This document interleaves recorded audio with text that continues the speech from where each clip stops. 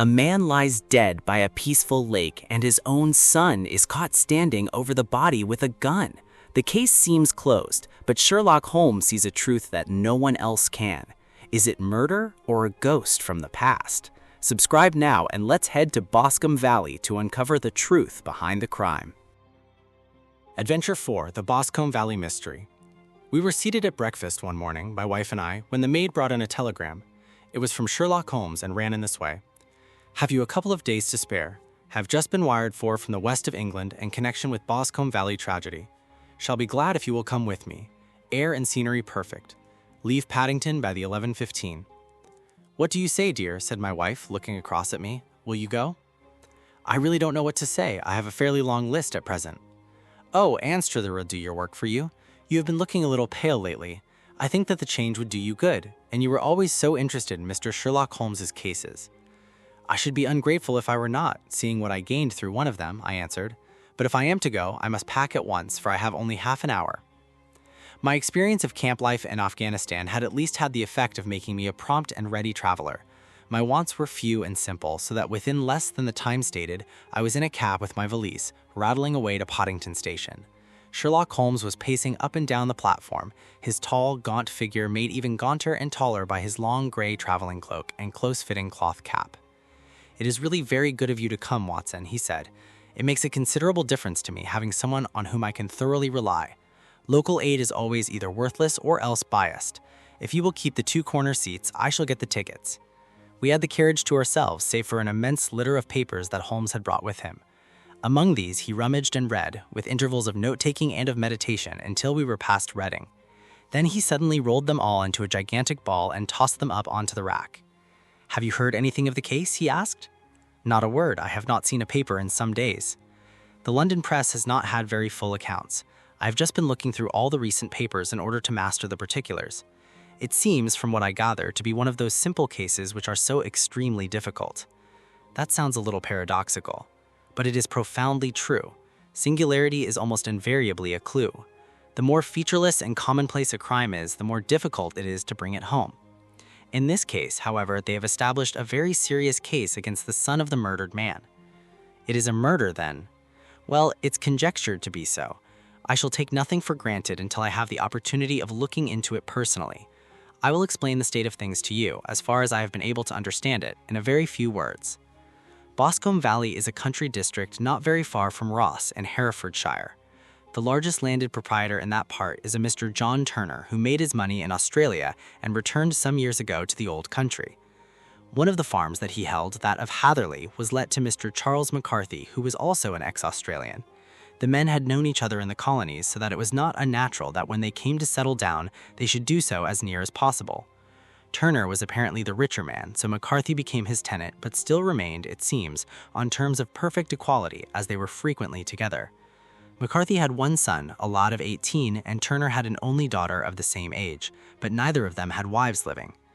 They appeared to have avoided the society of the neighboring English families and to have led retired lives, though both the McCarthys were fond of sport and were frequently seen at the race meetings of the neighborhood. McCarthy kept 2 servants, a man and a girl. Turner had a considerable household, some half-dozen at the least. That is as much as I have been able to gather about the families. Now for the facts.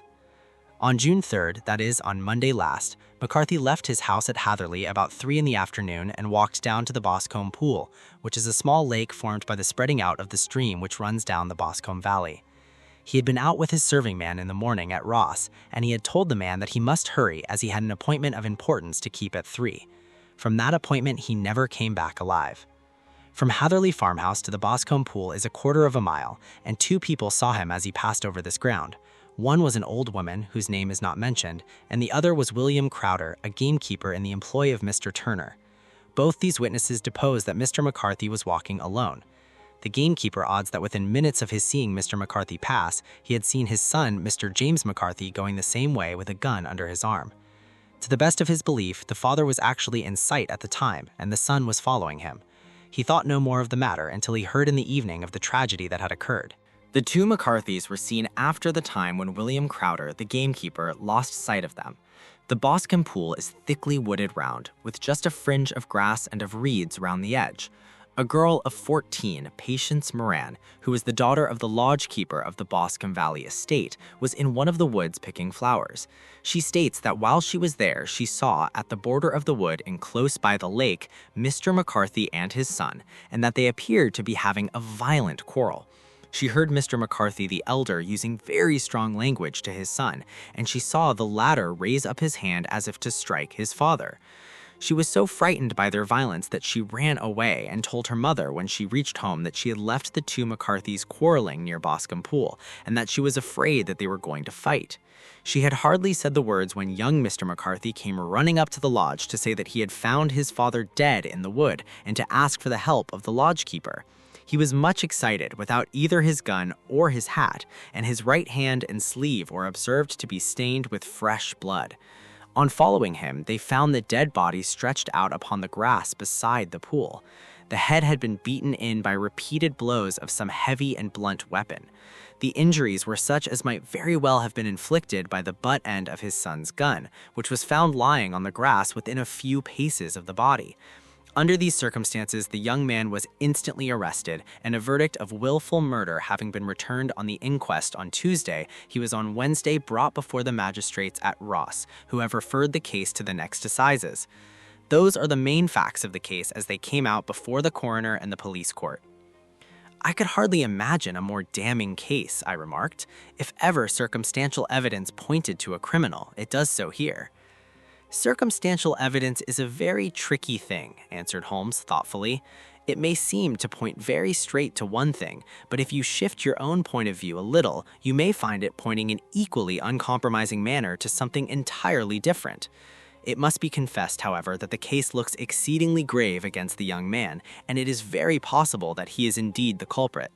There are several people in the neighborhood, however, and among them Miss Turner, the daughter of the neighboring landowner, who believe in his innocence and have retained Lestrade, whom you may recollect in connection with A Study in Scarlet, to work out the case in his interest. Lestrade, being rather puzzled, has referred the case to me, and hence it is that two middle-aged gentlemen are fly westward at 50 miles an hour instead of quietly digesting their breakfasts at home. I'm afraid, said I, that the facts are so obvious that you will find little credit to be gained out of this case. There is nothing more deceptive than an obvious fact, he answered, laughing. Besides, we may chance upon some other obvious facts which may have been by no means obvious to Mr. Lestrade. You know me too well to think that I am boasting when I say that I shall either confirm or destroy his theory by means which he is quite incapable of employing or even of understanding. To take the first example to hand, I very clearly perceive that in your bedroom the window is on the right-hand side, and yet I question whether Mr. Lestrade would have noted even so self-evident a thing as that. How on earth? My dear fellow, I know you. I know the military neatness which characterizes you. You shave every morning, and in this season you shave by the sunlight. But since your shaving is less and less complete as we get farther back on the left side, until it becomes positively slovenly as we get round the angle of the jaw, it is surely very clear that that side is less illuminated than the other. I couldn't imagine a man of your habits looking at himself in an equal light and being satisfied with such a result. I only quote this as a trivial example of observation and inference. Therein lies my métier, and it is just possible that it may be of some service in the investigation which lies before us. There are a few minor points which were brought out in the inquest and which are worth considering. What are they? It appears that his arrest did not take place at once, but after the return to Hatherley Farm. On the inspector of constabulary informing him that he was a prisoner, he remarked that he was not surprised to hear it, and that it was no more than his deserts. This observation of his had the natural effect of removing any traces of doubt which might have remained in the minds of the coroner's jury. "It was a confession," I ejaculated. "No, for it was followed by a protestation of innocence." Coming on the top of such a damning series of events, it was at least a most suspicious remark. "On the contrary," said Holmes, "it is the brightest rift which I cannot present see in the clouds. However innocent he might be, he could not be such an absolute imbecile as not to see that the circumstances were very black against him. Had he appeared surprised at his arrest, or feigned indignation at it, I should have looked upon it as highly suspicious, because such surprise or anger would not be natural under the circumstances, and yet might appear to be the best policy to a scheming man. His frank acceptance of the situation marks him as either an innocent man or else as a man of considerable self-restraint and firmness. As to his remark about his deserts, it was also not natural if you consider that he stood beside the dead body of his father, and that there is no doubt that he had that very day so far forgotten his filial duty as to bandy words with him, and even, according to the little girl whose evidence is so important, to raise his hand as if to strike him. The self-reproach and contrition which are displayed in his remark appear to me to be the signs of a healthy mind rather than of a guilty one. I shook my head. Many men have been hanged on far slighter evidence, I remarked. So they have, and many men have been wrongfully hanged. What is the young man's own account of the matter? It is, I am afraid, not very encouraging to his supporters, though there are one or two points in it which are suggestive. You will find it here and may read it for yourself. He picked out from his bundle a copy of the local Herefordshire paper, and having turned down the sheet, he pointed out the paragraph in which the unfortunate young man had given his own statement of what had occurred. I settled myself down in the corner of the carriage and read it very carefully. It ran in this way. Mr. James McCarthy, the only son of the deceased, was then called and gave evidence as follows. I had been away from home for 3 days at Bristol and had only just returned upon the morning of last Monday, the 3rd. My father was absent from home at the time of my arrival, and I was informed by the maid that he had driven over to Ross with John Cobb, the groom. Shortly after my return, I heard the wheels of his trap in the yard, and looking out of my window, I saw him get out and walk rapidly out of the yard, though I was not aware in which direction he was going. I then took my gun and strolled out in the direction of the Boscombe Pool with the intention of visiting the rabbit warren which is on the other side. On my way, I saw William Crowder, the gamekeeper, as he had stated in his evidence, but he is mistaken in thinking that I was following my father. I had no idea that he was in front of me. When about 100 yards from the pool, I heard a cry of cooey, which was a usual signal between my father and myself. I then hurried forward and found him standing by the pool. He appeared to be much surprised at seeing me and asked me rather roughly what I was doing there. A conversation ensued which led to high words and almost to blows, for my father was a man of a very violent temper. Seeing that his passion was becoming ungovernable, I left him and returned towards Hatherley Farm. I had not gone more than 150 yards, however, when I heard a hideous outcry behind me, which caused me to run back again. I found my father expiring on the ground with his head terribly injured. I dropped my gun and held him in my arms, but he almost instantly expired.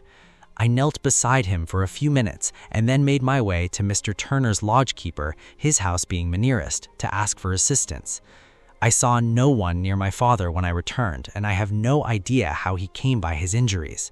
He was not a popular man, being somewhat cold and forbidding in his manners, but he had, as far as I know, no active enemies. I know nothing further of the matter. The coroner. Did your father make any statement to you before he died? Witness. He mumbled a few words, but I could only catch some allusion to a rat. The coroner. What did you understand by that? Witness. It conveyed no meaning to me. I thought that he was delirious. The coroner. What was the point upon which you and your father had this final quarrel? Witness. I should prefer not to answer. The coroner. I am afraid that I must press it. Witness.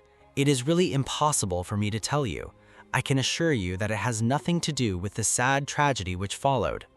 The coroner. That is for the court to decide.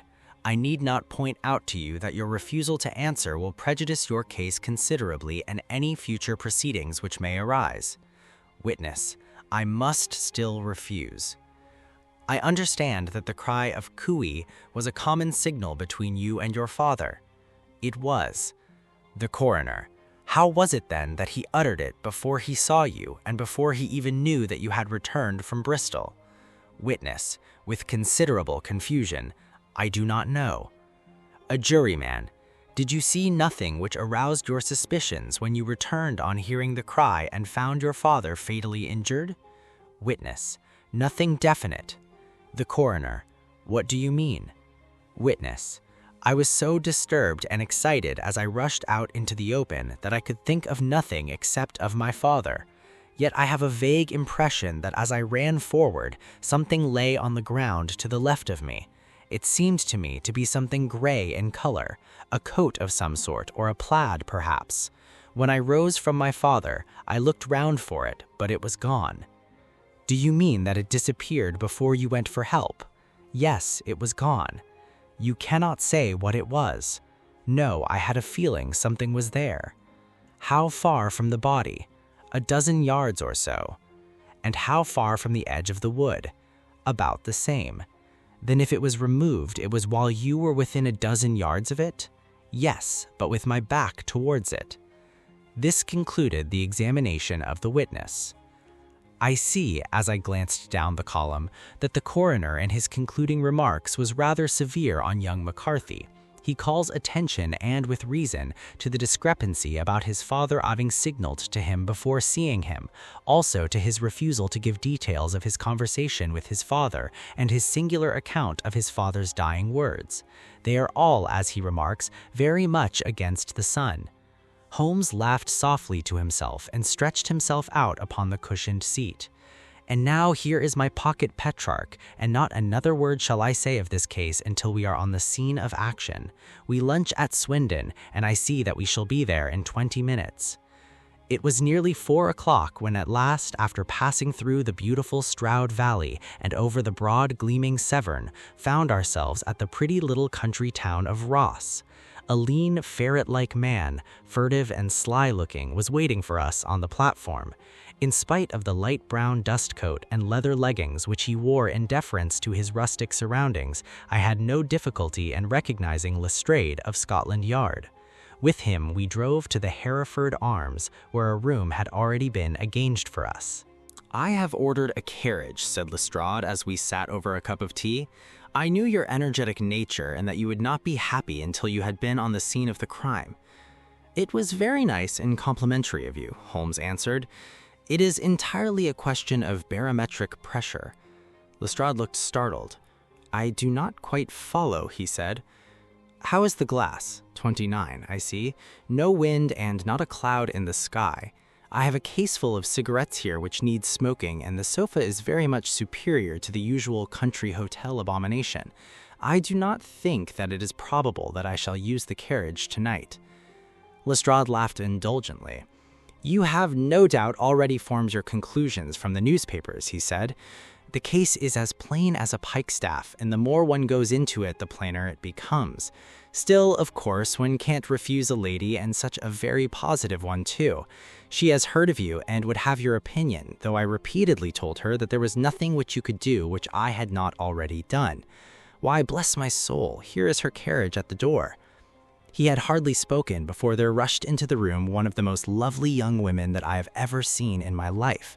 Her violet eyes shining, her lips parted, a pink flush upon her cheeks, all thought of her natural reserve lost in her overpowering excitement and concern.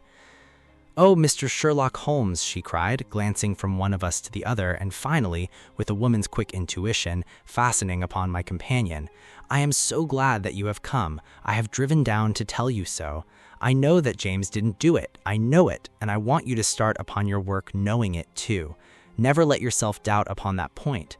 We have known each other since we were little children, and I know his faults as no one else does, but he is too tender-hearted to hurt a fly. Such a charge is absurd to anyone who really knows him." "I hope we may clear him, Miss Turner," said Sherlock Holmes. "You may rely upon me doing all that I can." "But you have read the evidence. You have formed some conclusion. Do you not see some loophole, some flaw? Do you not yourself think that he is innocent?" "I think that it is very probable." "There, now," she cried, throwing back her head and looking defiantly at Lestrade. "You hear, he gives me hopes." Lestrade shrugged his shoulders. "I am afraid that my colleague has been a little quick in forming his conclusions," he said. "But he is right. Oh, I know that he is right. James never did it. And about his quarrel with his father, I'm sure that the reason why he would not speak about it to the coroner was because I was concerned in it." "In what way?" asked Holmes. "It is no time for me to hide anything. James and his father had many disagreements about me. Mr. McCarthy was very anxious that there should be a marriage between us.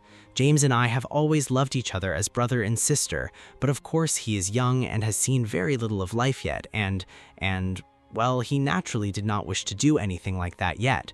So there were quarrels, and this, I'm sure, was one of them." "And your father?" asked Holmes. "Was he in favor of such a union?" "No, he was averse to it also. No one but Mr. McCarthy was in favor of it." A quick blush passed over her fresh young face as Holmes shot one of his keen, questioning glances at her. "Thank you for this information," he said. "May I see your father if I call tomorrow?" "I'm afraid the doctor won't allow it." "The doctor?" "Yes, have you not heard? Poor father has never been strong for years back, but this has broken him completely. He is taken to bed, and Dr. Willows says that he is a wreck and that his nervous system is shattered. Mr. McCarthy was the only man alive who had known Dad in the old days in Victoria." "Ha, in Victoria. That is important." "Yes, at the mines." "Quite so, at the gold mines, where, as I understand, Mr. Turner made his money." "Yes, certainly." "Thank you, Miss Turner. You have been of material assistance to me." You will tell me if you have any news tomorrow. No doubt you will go to the prison to see James. Oh, if you do, Mr. Holmes, do tell him that I know him to be innocent." "I will, Miss Turner. I must go home now, for Dad is very ill, and he misses me so if I leave him. Goodbye, and God help you in your undertaking." She hurried from the room as impulsively as she had entered, and we heard the wheels of her carriage rattle off down the street. "I'm ashamed of you, Holmes," said Lestrade with dignity after a few minutes' silence. "Why should you raise up hopes which you are bound to disappoint? I'm not over tender of heart, but I call it cruel. I think that I see my way to clearing James McCarthy. Have you an order to see him in prison?" "Yes, but only for you and me." "Then I shall reconsider my resolution about going out. We have still time to take a train to Hereford and see him tonight?" "Ample." "Then let us do so. Watson, I fear that you will find it very slow, but I shall only be away a couple of hours." I walked down to the station with them and then wandered through the streets of the little town, finally returning to the hotel where I lay upon the sofa and tried to interest myself in a yellow-backed novel. The puny plot of the story was so thin, however, when compared to the deep mystery through which we were groping, and I found my attention wander so continually from the action to the fact that I at last flung it across the room and gave myself up entirely to a consideration of the events of the day. Supposing that this unhappy young man's story were absolutely true, then what hellish thing, what absolutely unforeseen and extraordinary calamity could have occurred between the time when he parted from his father and the moment when, drawn back by his screams, he rushed into the glade? It was something terrible and deadly. What could it be? Might not the nature of the injuries reveal something to my medical instincts? I rang the bell and called for the weekly county paper, which contained a verbatim account of the inquest. In the surgeon's deposition, it was stated that the posterior third of the left parietal bone and the left half of the occipital bone had been shattered by a heavy blow from a blunt weapon. I marked the spot upon my own head. Clearly, such a blow must have been struck from behind. That was to some extent in favor of the accused, as when seen quarreling, he was face to face with his father. Still, it did not go for very much, for the older man might have turned his back before the blow fell. Still, it might be worthwhile to call Holmes's attention to it. Then there was the peculiar dying reference to a rat. What could that mean? It could not be delirium. A man dying from a sudden blow does not commonly become delirious. No, it was more likely to be an attempt to explain how he met his fate. But what could it indicate? I cudgeled my brains to find some possible explanation. And then the incident of the gray cloth seen by young McCarthy. If that were true, the murderer must have dropped some part of his dress, presumably his overcoat, and his flight, and must have had the hardihood to return and to carry it away at the instant when the son was kneeling with his back turned not a dozen paces off. What a tissue of mysteries and improbabilities the whole thing was! I did not wonder at Lestrade's opinion, and yet I had so much faith in Sherlock Holmes's insight that I could not lose hope as long as every fresh fact seemed to strengthen his conviction of young McCarthy's innocence. It was late before Sherlock Holmes returned. He came back alone, for Lestrade was staying in lodgings in the town. "The glass still keeps very high," he remarked as he sat down. "It is of importance that it should not rain before we are able to go over the ground. On the other hand, a man should be at his very best and keenest for such nice work as that, and I did not wish to do it when fagged by a long journey. I have seen young McCarthy." "And what did you learn from him?" "Nothing." "Could he throw no light?" None at all. I was inclined to think at one time that he knew who had done it and was screening him or her, but I am convinced now that he is as puzzled as everyone else. He is not a very quick-witted youth, though comely to look at and, I should think, sound at heart. "I cannot admire his taste," I remarked, "if it is indeed a fact that he was averse to a marriage with so charming a lady as this Miss Turner." "Ah, thereby hangs a rather painful tale. This fellow is madly, insanely in love with her, but some 2 years ago when he was only a lad and before he really knew her, for she had been away 5 years at a boarding school, what does the idiot do but get into the clutches of a barmaid in Bristol and marry her at a registry office? No one knows a word of the matter, but you can imagine how maddening it must be to him to be upbraided for not doing what he would give his very eyes to do, but what he knows to be absolutely impossible. It was sheer frenzy of this sort which made him throw his hands up into the air when his father, at their last interview, was goading him on to propose to Miss Turner. On the other hand, he had no means of supporting himself, and his father, who was by all accounts a very hard man, would have thrown him over utterly had he known the truth. It was with his barmaid wife that he had spent the last 3 days in Bristol, and his father did not know where he was. Mark that point. It is of importance. Good has come out of evil, however, for the barmaid, finding from the papers that he is in serious trouble and likely to be hanged, has thrown him over utterly and has written to him to say that she has a husband already in the Bermuda dockyard, so that there is really no tie between them. I think that that bit of news has consoled young McCarthy for all that he has suffered. But if he is innocent, who has done it? Ah, who? I would call your attention very particularly to 2 points. One is that the murdered man had an appointment with someone at the pool, and that someone could not have been his son, for his son was away, and he did not know when he would return. The second is that the murdered man was heard to cry cooey before he knew that his son had returned. Those are the crucial points upon which the case depends. And now let us talk about George Meredith, if you please, and we shall leave all minor matters until tomorrow. There was no rain, as Holmes had foretold, and the morning broke bright and cloudless. At 9 o'clock, Lestrade called for us with the carriage, and we set off for Hatherley Farm and the Boscombe Pool. "There is serious news this morning," Lestrade observed. "It is said that Mr. Turner of the Hall is so ill that his life is despaired of." "An elderly man, I presume," said Holmes. "About 60, but his constitution has been shattered by his life abroad, and he has been in failing health for some time. This business has had a very bad effect on him. He was an old friend of McCarthy's, and, I may add, a great benefactor to him, for I have learned that he gave him Hatherley Farm rent-free." "Indeed, that is interesting," said Holmes. "Oh yes, in 100 other ways he has helped him. Everybody about here speaks of his kindness to him." "Really, does it not strike you as a little singular that this McCarthy, who appears to have had little of his own and to have been under such obligations to Turner, should still talk of marrying his son to Turner's daughter, who is presumably heiress to the estate, and in such a very cocksure manner as if it were merely a case of a proposal and all else would follow? It is the more strange since we know that Turner himself was averse to the idea. The daughter told us as much. Do you not deduce something from that?" "We have got to the deductions and the inferences," said Lestrade, winking at me. "I find it hard enough to tackle facts, Holmes, without flying away after theories and fancies." "You are right," Holmes demurely said. "You do find it very hard to tackle the facts." "Anyway, I've grasped one fact which you seem to find it difficult to get a hold of," replied Lestrade with some warmth.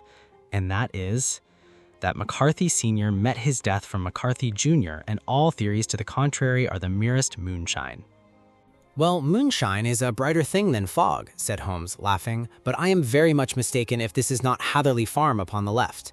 "Yes, that is it. It was a widespread, comfortable-looking building, 2-storied, slated-roofed with great yellow blotches of lichen upon the gray walls. The drawn blinds and the smokeless chimneys, however, gave it a stricken look, as though the weight of this horror still lay heavily upon it. We called at the door when the maid, at Holmes's request, showed us the boots which her master wore at the time of his death, and also a pair of the son's, though not the pair which he had then had. Having measured these very carefully from 7 or 8 different points, Holmes desired to be led to the courtyard, from which we all followed the winding track which led to Boscombe Pool. Sherlock Holmes was transformed when he was hot upon such a scent as this. Men who had only known the quiet thinker and logician of Baker Street would have failed to recognize him. His face flushed and darkened. His brows were drawn into two hard black lines, while his eyes shone out from beneath them with a steely glitter. His face was bent downward, his shoulders bowed, his lips compressed, and the veins stood out like whipcord in his long, sinewy neck. His nostrils seemed to dilate with a purely animal lust for the chase, and his mind was so absolutely concentrated upon the matter before him that a question or remark fell unheeded upon his ears, or at the most only provoked a quick, impatient snarl in reply.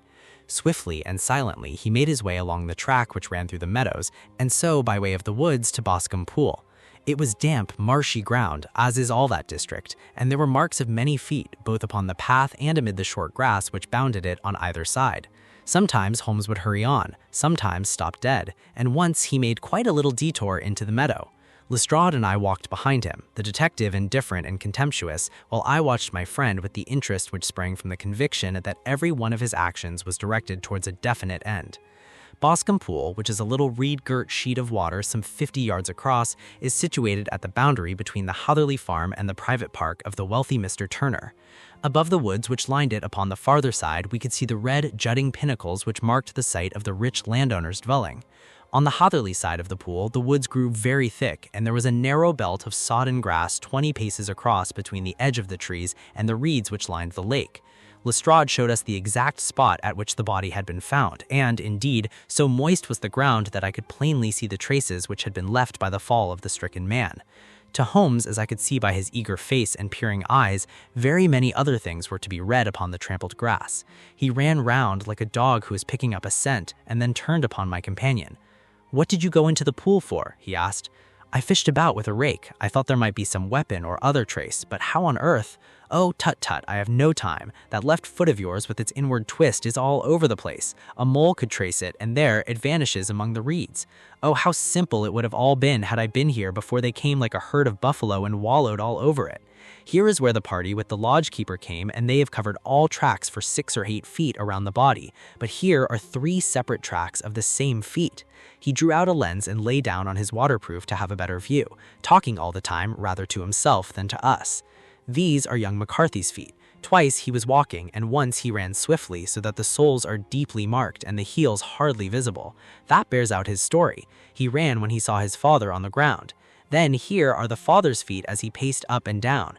What is this then? It is the butt end of the gun as the son stood listening. And this? Ha-ha, what have we here? Tiptoes, tiptoes, square too, quite unusual boots. They come, they go, they come again. Of course, that was for the cloak.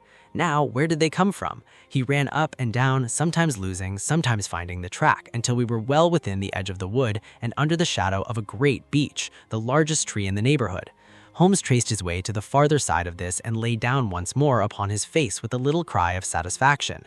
For a long time he remained there, turning over the leaves and dried sticks, gathering up what seems to me to be dust into an envelope, and examining not only the ground but even the bark of the tree as far as he could reach. A jagged stone was lying among the moss, and this also he carefully examined and retained. Then he followed a pathway through the wood until he came to the high road where all traces were lost. "It has been a case of considerable interest," he remarked, returning to his natural manner. "I fancy that this gray house on the right must be the lodge. I think that I will go in and have a word with Moran, and perhaps write a little note. Having done that, we may drive back to our luncheon. You may walk to the cab, and I shall be with you presently." It was about 10 minutes before we regained our cab and drove back into Ross, Holmes still carrying with him the stone which he had picked up in the wood. "This may interest you, Lestrade," he remarked, holding it out. "The murder was done with it." "I see no marks." "There are none." "How do you know, then?" "The grass was growing under it. It had only lain there a few days. There was no sign of a place whence it had been taken. It corresponds with the injuries. There is no sign of any other weapon." "And the murderer?" "Is a tall man, left-handed, limps with the right leg, wears thick-soled shooting boots and a gray cloak, smokes Indian cigars, uses a cigar holder, and carries a blunt penknife in his pocket. There are several other indications, but these may be enough to aid us in our search." Lestrade laughed. "I'm afraid that I am still a skeptic," he said.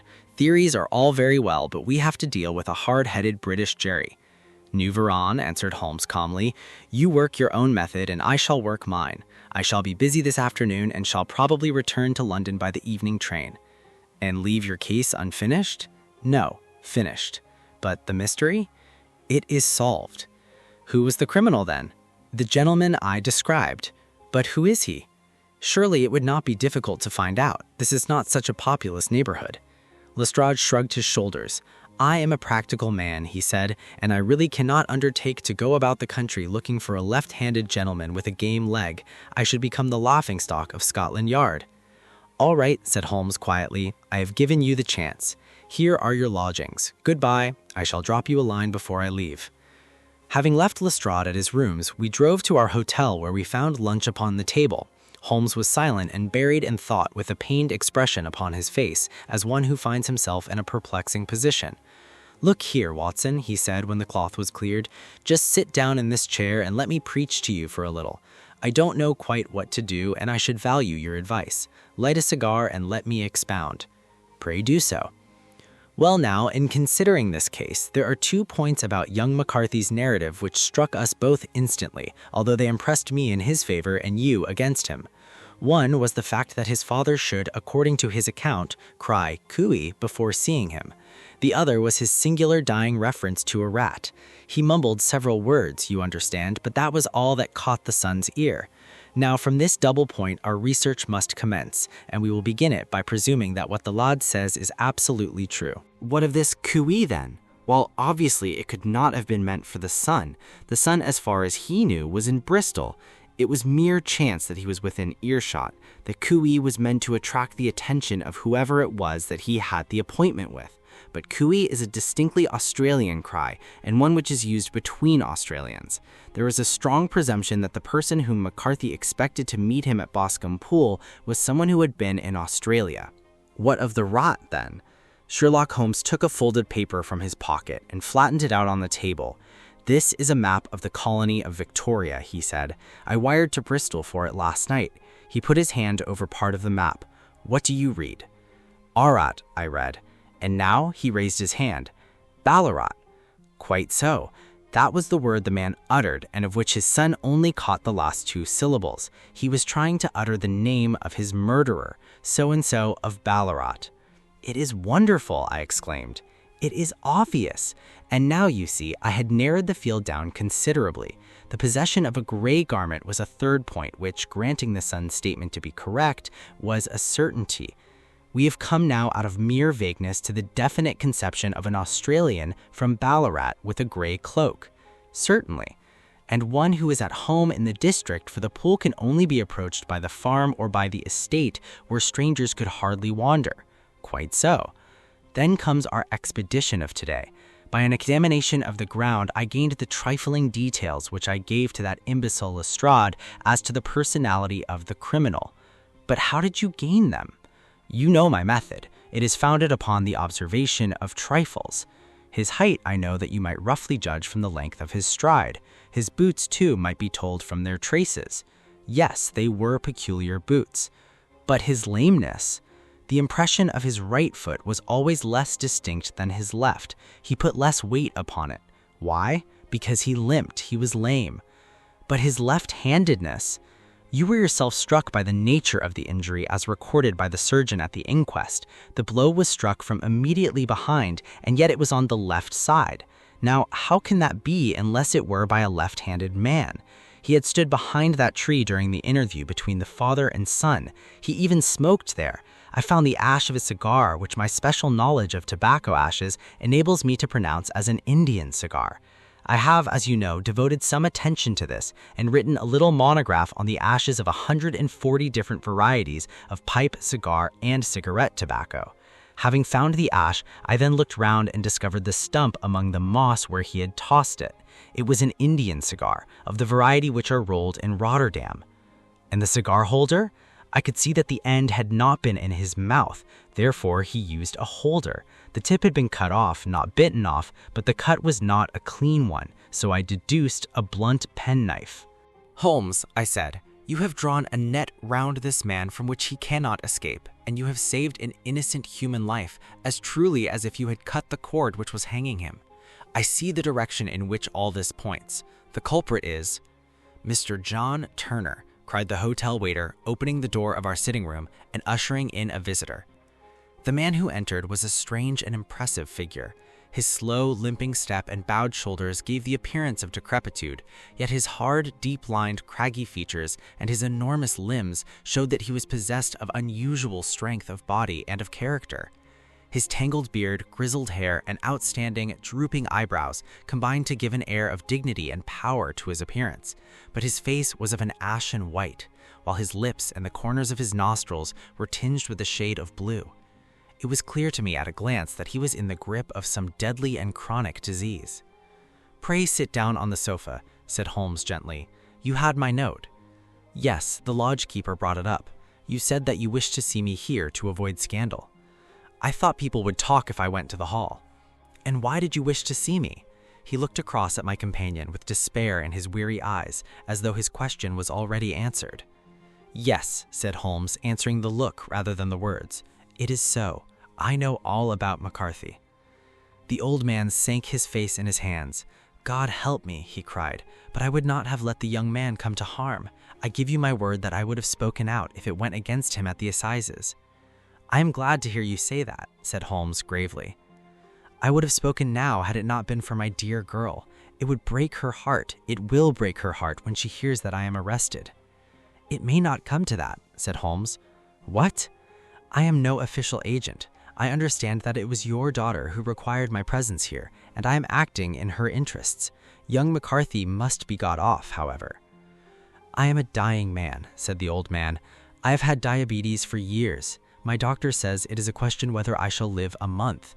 Yet I would rather die under my own roof than in a jail." Holmes rose and sat down at the table with his pen in his hand and a bundle of paper before him. "Just tell us the truth," he said. "I shall jot down the facts. You will sign it, and Watson here can witness it. Then I could produce your confession at the last extremity to save young McCarthy. I promise you that I shall not use it unless it is absolutely needed." "It's as well," said the old man. "It's a question whether I shall live to the assizes, so it matters little to me, but I should wish to spare Alice the shock. And now I will make the thing clear to you. It has been a long time in the acting, but will not take me long to tell. You didn't know this dead man, McCarthy. He was a devil incarnate, I tell you that. God keep you out of the clutches of such a man as he. His grip has been on me these 20 years, and he has blasted my life. I'll tell you first how I came to be in his power. It was in the early 60s, at the diggings. I was a young chap then, hot-blooded and reckless, ready to turn my hand at anything. I got among bad companions, took to drink, had no luck with my claim, took to the bush, and in a word became what you would call over here a highway robber. There were 6 of us, and we had a wild, free life of it, sticking up a station from time to time or stopping the wagons on the road to the diggings. Black Jack of Ballarat was the name I went under, and our party is still remembered in the colony as the Ballarat Gang. One day, a gold convoy came down from Ballarat to Melbourne, and we lay in wait for it and attacked it. There were 6 troopers and 6 of us, so it was a close thing, but we emptied 4 of their saddles at the first volley. 3 of our boys were killed, however, before we got the swag. I put my pistol to the head of the wagon driver, who was this very man, McCarthy. I wished to the Lord that I had shot him then, but I spared him, though I saw his wicked little eyes fixed on my face as though to remember every feature. We got away with the gold, became wealthy men, and made our way over to England without being suspected. There I parted from my old pals and determined to settle down to a quiet and respectable life. I bought this estate, which chanced to be on the market, and I set myself to do a little good with my money to make up for the way in which I had earned it. I married, too, and though my wife died young, she left me my dear little Alice. Even when she was just a baby, her wee hands seemed to lead me down the right path as nothing else had ever done. In a word, I turned over a new leaf and did my best to make up for the past. All was going well when McCarthy laid his grip on me. I had gone up to town about an investment, and I met him in Regent Street with hardly a coat to his back or a boot to his foot. "Here we are, Jack," says he, touching me on the arm. "We'll be as good as a family to you. There's 2 of us, me and my son, and you can have the keeping of us. If you don't, it's a fine law-abiding country is England, and there's always a policeman within hail. Well, down they came to the West Country, there was no shaking them off, and there they have lived rent-free on my best land ever since. There was no rest for me, no peace, no forgetfulness. Turn where I would, there was his cunning, grinning face at my elbow. It grew worse as Alice grew up, for he soon saw I was more afraid of her knowing my past than of the police. Whatever he wanted, he must have, and whatever it was, I gave him without question. Land, money, houses, until at last he asked a thing which I could not give. He asked for Alice. His son, you see, had grown up, and so had my girl, and as I was known to be in weak health, it seemed a fine stroke to him that his lad should step into the whole property. But there I was firm. I would not have his cursed stock mixed with mine. Not that I had any dislike to the lad, but his blood was in him, and that was enough. I stood firm. McCarthy threatened. I braved him to do his worst. We were to meet at the pool midway between our houses to talk it over. When we went down there, I found him talking with his son, so smoked a cigar and waited behind a tree until he should be alone. But as I listened to his talk, all that was black and bitter in me seemed to come uppermost. He was urging his son to marry my daughter with his little regard for what she might think, as if she were a slut from off the streets. It drove me mad to think that I and all that I held most dear should be in the power of such a man. Could I not snap the bond? I was already a dying and desperate man. Though clear of mind and fairly strong of limb, I knew that my own fate was sealed. But my memory and my girl, both could be saved if I could but silence that foul tongue. I did it, Mr. Holmes. I would do it again. Deeply as I have sinned, I have led a life of martyrdom to atone for it. But that my girl should be entangled in the same meshes which held me was more than I could suffer. I struck him down with no more compunction than if he had been some foul and venomous beast. His cry brought back his son, but I had gained the cover of the wood, though I was forced to go back to fetch the cloak which I had dropped in my flight. That is the true story, gentlemen, of all that occurred. "Well, it is not for me to judge you," said Holmes as the old man signed the statement which had been drawn out. "I pray that we may never be exposed to such a temptation." "I pray not, sir. And what do you intend to do?" "In view of your health, nothing. You are yourself aware that you will soon have to answer for your deed at a higher court than the assizes.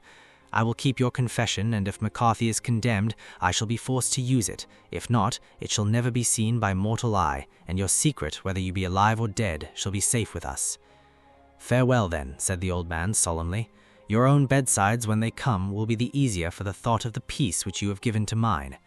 Tottering and shaking in all his giant frame, he stumbled slowly from the room.